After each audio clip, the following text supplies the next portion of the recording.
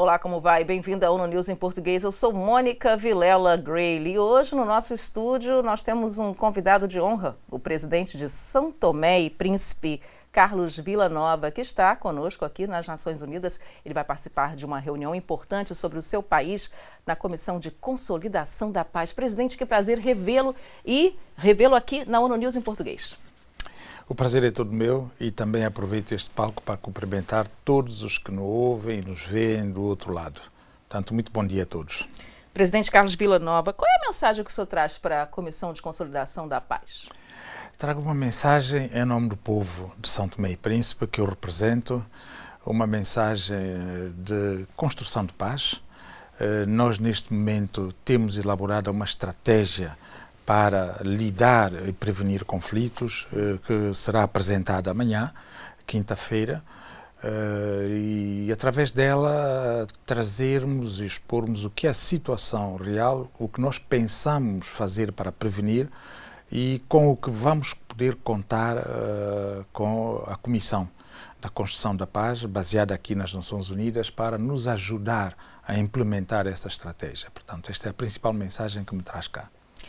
E essa estratégia passa pela reforma do setor de justiça, não é verdade? E outras reformas no país. Inclusive, presidente, o trabalho do seu país foi elogiado pelo ex-presidente da Comissão de Consolidação da Paz nesse estúdio, numa entrevista com a ONU News, o embaixador Sérgio Danesi.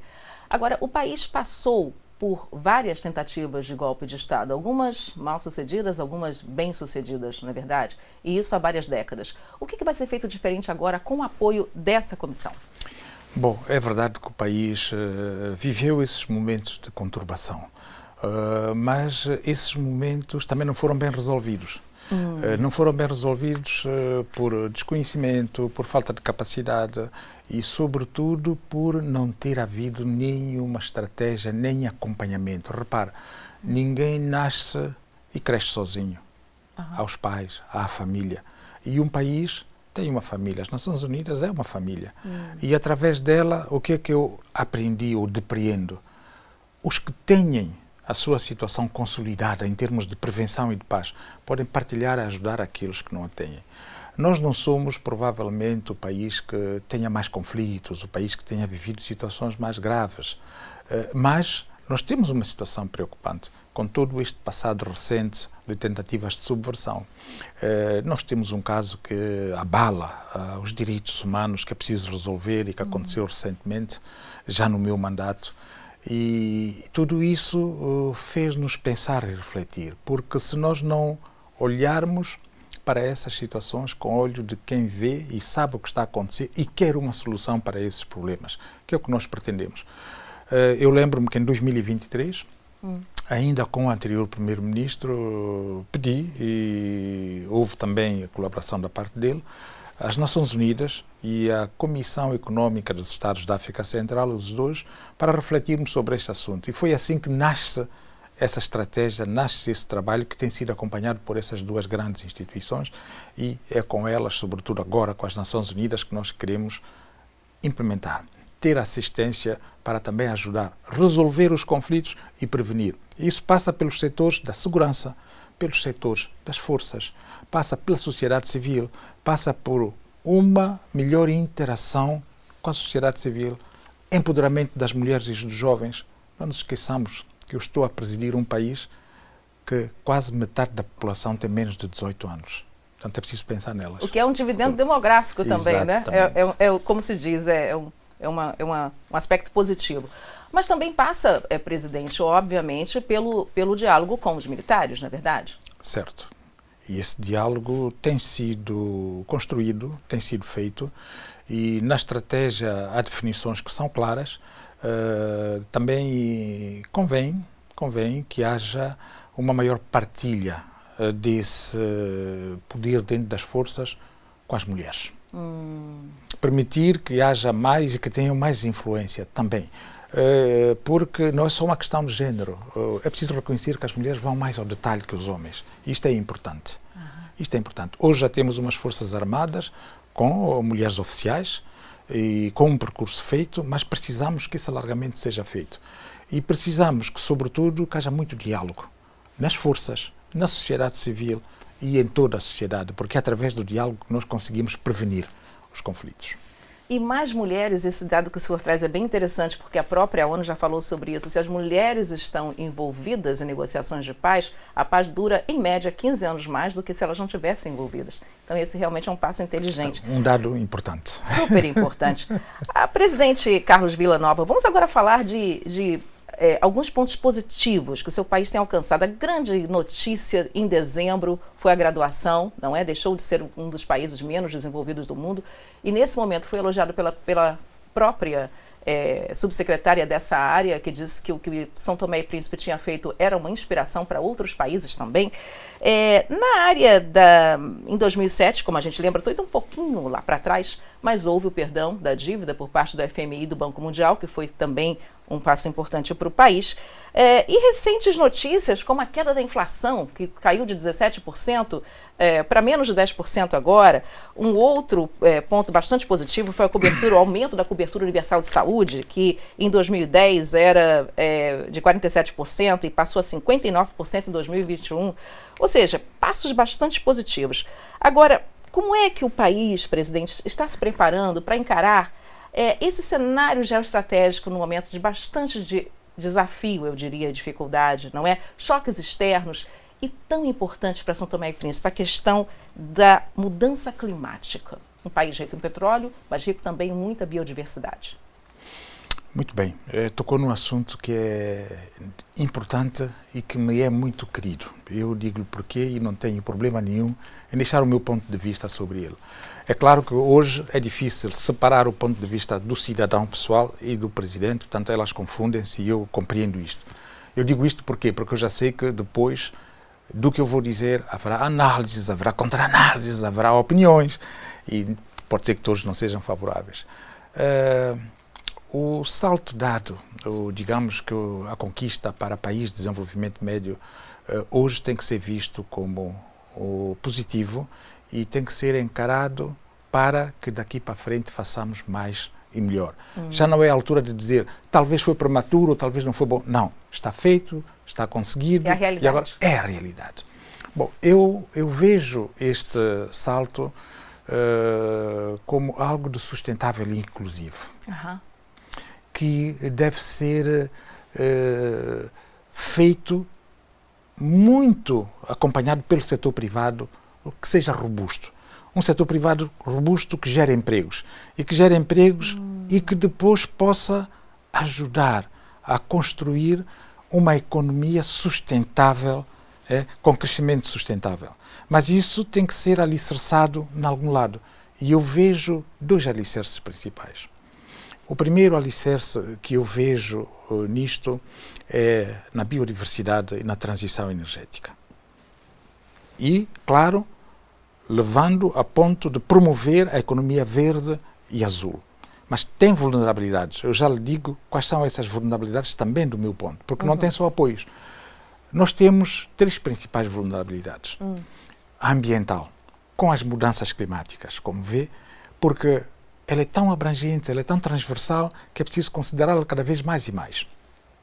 E ela traz à nu a dependência de São Tomé na sua capacidade de exportação com muito poucos produtos. Portanto, ela está ligada, sobretudo, à agricultura e aos valores acrescentados na transformação, como um pequeno país que nós somos. A vulnerabilidade económica, que é o tamanho pequeno da economia, uma grande dívida, e também com uma dependência grande na importação de combustíveis e de produtos alimentares. Portanto, essas são as tais vulnerabilidades que nós temos que trabalhar para conseguir, então, esta sustentabilidade inclusiva para, então, desenvolver e criar um setor privado robusto. E há vulnerabilidade externa, por causa das pandemias e conflitos e guerras. Pandemia porque, quando aconteceu, todos os países puseram as suas fragilidades a nu. E um país como São Tomé e Príncipe, que já conhecia alguma das suas, com a Covid ficou ainda completamente frágil. E é preciso estarmos preparados para isso. Os conflitos e as guerras levam-nos imediatamente à Rússia e à Ucrânia, mas não são os únicos conflitos. E se calhar não são aqueles que destroçam mais, mas são os que têm mais visibilidade, têm mais impacto e afetam mais o sistema mundial. Portanto, nessas nessas vulnerabilidades relativamente a este primeiro apoio. O segundo apoio é o desenvolvimento do capital humano, com foco na saúde e na educação, de qualidade e na boa governação. Portanto, com esses dois apoios e cuidando dessas vulnerabilidades, eu acredito que sim, que esta transição para o país de rendimento médio será um sucesso para São Tomé e Príncipe. E para esse desenvolvimento do capital humano, o país precisa de apoio? Que apoios seriam esses? São Tomé e Príncipe, é preciso que se diga, com muita humildade, os nossos indicadores em matéria de acesso à escolaridade, a expansão e divulgação dos sistemas de saúde são indicadores muito bons, dos melhores da África. Eu tenho referências acima de 95% em termos de acesso às escolas e o acesso à saúde. Agora é preciso trabalhar na qualidade. Ter um ensino de qualidade, melhorar a capacidade dos formadores, melhorar as condições e infraestruturas para que a assimilação do conhecimento seja feita como deve ser e os cuidados de saúde também sejam credíveis e acessíveis a todos. E aí, como é que outros países de língua portuguesa poderiam se juntar a São Tomé e Príncipe quando o senhor fala em qualidade, treinamento, formação?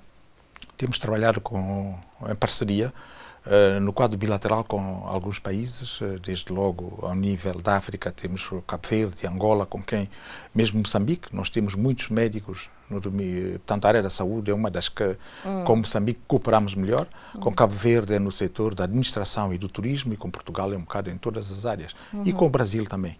Temos uma cooperação muito forte no domínio da educação e da cultura com o Brasil. Portanto, como vê, essas parcerias existem, elas podem ser melhoradas e adaptadas à realidade. Agora vamos continuar falando um pouquinho do meio ambiente, né? De onde o senhor inclusive chefiou um ministério, uma pasta há alguns anos, para falar da COP30. O que São Tomé e Príncipe pretende levar a essa conferência e receber para que finalmente o Acordo de Paris seja implementado?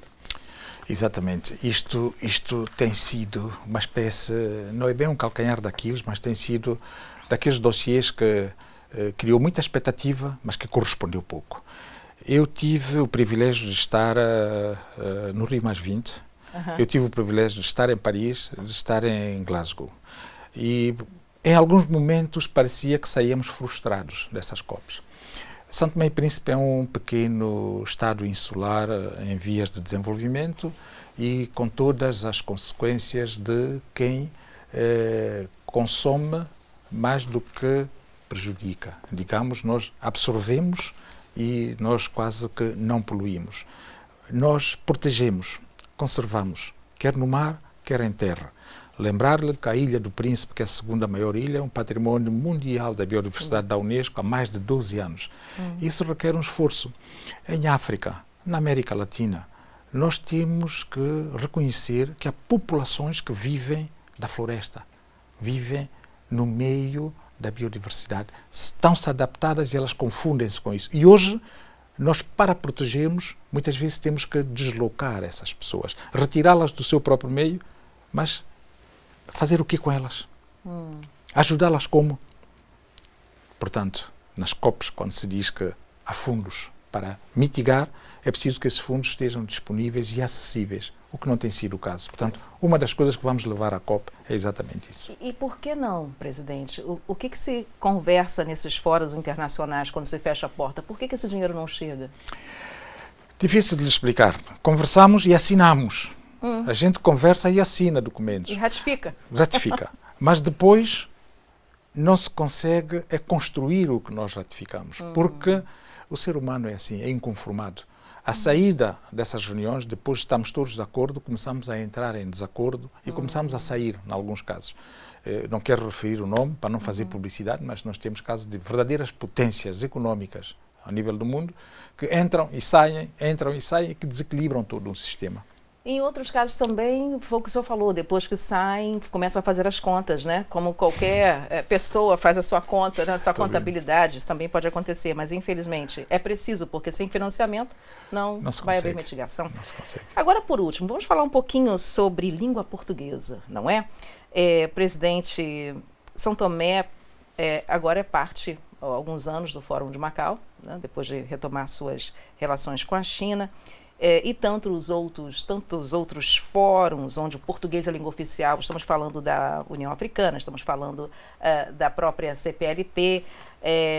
Eu queria saber como é que essa língua tem facilitado a performance de São Tomé e Príncipe, mas também do senhor, porque o senhor está lidando com outros países há vários anos pela sua própria formação profissional. Como é que o português, o que ele representa para o senhor nesse seu dia a dia, agora como chefe de Estado? Gostaria que o português fosse visto como uma língua mais útil, uma língua tão valorizada quanto outras, porque ela de facto é. Se as estatísticas não me enganam, eu creio que é a sexta mais falada do mundo. Fica entre quinta e sexta, né? Depende de quem Depende de quem. Mas não é língua oficial das Nações Unidas. Eu amanhã, a minha apresentação, vou ter que fazê-la ou em inglês ou em francês. Senão, teria que, enfim, uma série de outros pequenos detalhes que teria que serem cumpridos e já não vou a tempo de os cumprir. Nos outros fóruns conseguiu-se esse feito. Eu creio que ao nível da União Europeia, ao nível da União Africana, mesmo ao nível da sub-região, da CAC, tanto dos Estados da África Central, o português já é. Agora, juntos temos é que, de facto, com esta representatividade mundial que temos, nas Nações Unidas conseguirmos esse feito. Eu acho que sairemos todos a ganhar. Não é a mesma coisa quando eu me expresso, eu apresento algo de muito importante numa língua que não é a minha língua materna e na língua materna. A defesa e a própria expressão facial e corporal são diferentes. Então, eu acredito que nós vamos trabalhar para ela. Recordo-me que em setembro de 2024, a quando da Assembleia Geral das Nações Unidas, São Tomé continua, está no final da presidência da CPLP, somos nós que presidimos a comunidade, e fizemos um trabalho interessante aqui nas Nações Unidas, à margem da Assembleia, termos todos os países lusófonos reunidos num determinado espaço para partilharmos aquilo que é comum e que nos toca em relação. E estávamos todos lá.